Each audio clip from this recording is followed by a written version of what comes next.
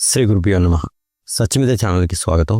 మీరు ఆలయ శిల్పాలను, భవన నిర్మాణ కళను, పురాతన భారతీయ గణితాన్ని చూసి ఆశ్చర్యపడ్డారా? ఇవి ఎవరు కనుగొన్నారు? ఎవరు చెప్పని, అందరికీ తెలియని ఒక మహా విజ్ఞాని గురించి ఈరోజు మనం తెలుసుకుందాం. ప్రాచీన భారతీయ శిల్పకళ మూల పితామహర్షి మయన్ ఋషి. ఈయన గురించి మనం ఈరోజు ఈ వీడియోలో తెలుసుకుందాం. అయితే ఈ వీడియోలోకి వెళ్ళబోయే ముందు ఈ ఛానల్ చూడడం మొదటిసారి అయితే ఛానల్ సబ్స్క్రైబ్ చేసుకోండి. అలాగే ఈ వీడియోని లాస్ట్ వరకు చూసి ఈ వీడియో మీకు ఎలా అనిపించింది మీ అభిప్రాయాన్ని కింద కామెంట్ చేయండి. ఇక వీడియోలోకి వెళ్దాం. ప్రాచీన భారతదేశం ఒక మహా అద్భుత యుగం. సముద్రం ఒడ్డున ఓ అపురూపమైన నగరం వెలిసింది. ఆ అద్భుత శిల్పాలతో, సుందరమైన ఆలయాలతో, గొప్ప వాస్తు శిల్ప సంపదతో అది విరాజిల్లింది. ఆ నగరమే మదురై. అక్కడ ఒక మహర్షి తన కర్మలో నిమగ్నమై ఉన్నాడు. అతని పేరు మయుడు.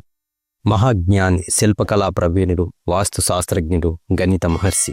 మయబ్రహ్మర్షి తన శిష్యులతో కలిసి భవిష్యత్ తరాలకు నిలిచే శాస్త్ర విజ్ఞానాన్ని సృష్టించేందుకు రాత్రింబవళ్ళు శ్రమించారు. అతను రాసినటువంటి మయనేరి, మాయానికండు, కాలనీయలనే గ్రంథాలు శిల్పశాస్త్రం, వాస్తుశాస్త్రం, ఖగోళ విజ్ఞానం వంటి అనేక శాస్త్రాలకు పునాది వేస్తాయి.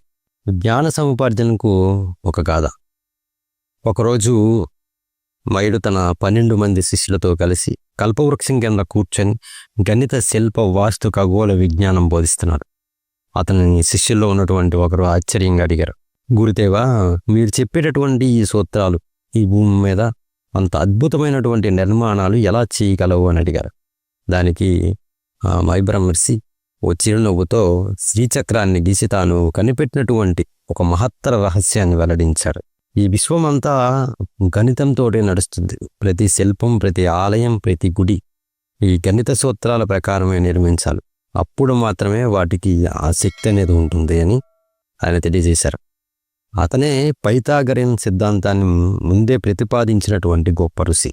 మదురై ఓ మహత్తర నగరం. మయన్ ఋషి తన శాస్త్రజ్ఞానంతో మదురై నగరాన్ని శాస్త్రీయంగా నిర్మించాడు.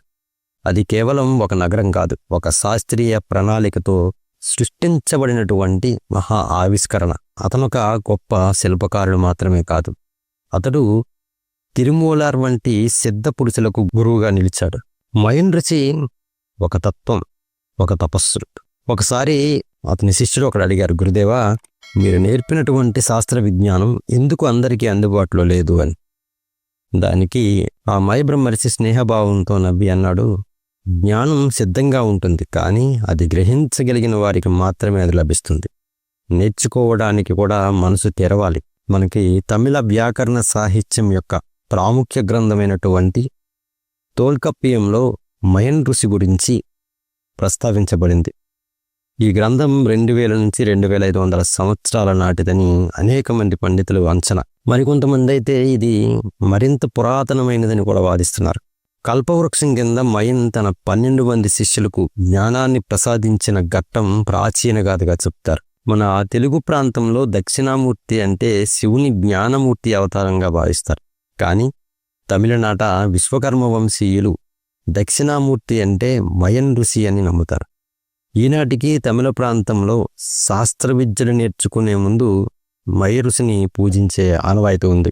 మయ ఋషి యొక్క శాశ్వత ఘనత వాటికి నిదర్శనంగా ఉన్నవి మదురై నగర నిర్మాణం, అలాగే మీనాక్షి అమ్మవారి ఆలయ నిర్మాణం, తత్వం, శిల్పం, వాస్తు, గణిత, ఖగోళ విజ్ఞానం, వైద్య, సంగీత, నృత్యం, కాలగ్రఫీ విద్యలలో నిపుణుడు. తిరుమూలార్ వంటి సిద్ధ పురుషులకు గురువు. మనం నేర్చుకోవలసింది, మనం తెలుసుకోవలసింది, మయర్షి ఒక మహానుభావుడు, శాస్త్ర విజ్ఞాని, తత్వవేత్త. భారతీయ శిల్పకళ, వాస్తుశాస్త్రం, గణితం ఇవి ప్రాచీన కాలంలోనే ఉన్నాయన్న విషయం మనం గుర్తుంచుకోవాలి. మన ప్రాచీన విజ్ఞానం మరుగున పడకుండా భవిష్యత్తు తరాలకి అందించాలి. మీకు ఈ వీడియో మీకు ఎలా అనిపించింది? నచ్చితే ఖచ్చితంగా లైక్ చేయండి. ఇటువంటి మహానుభావుల జీవిత కథల కోసం సబ్స్క్రైబ్ చేసుకుని ఈ ఛానల్ ఫాలో అవ్వడం మాత్రం మర్చిపోకండి. ఈ వీడియోని ఇంతవరకు చూసినందుకు ధన్యవాదాలు. మరొక వీడియోతో మళ్ళీ కలుద్దాం. శ్రీ గురుభ్యో నమః.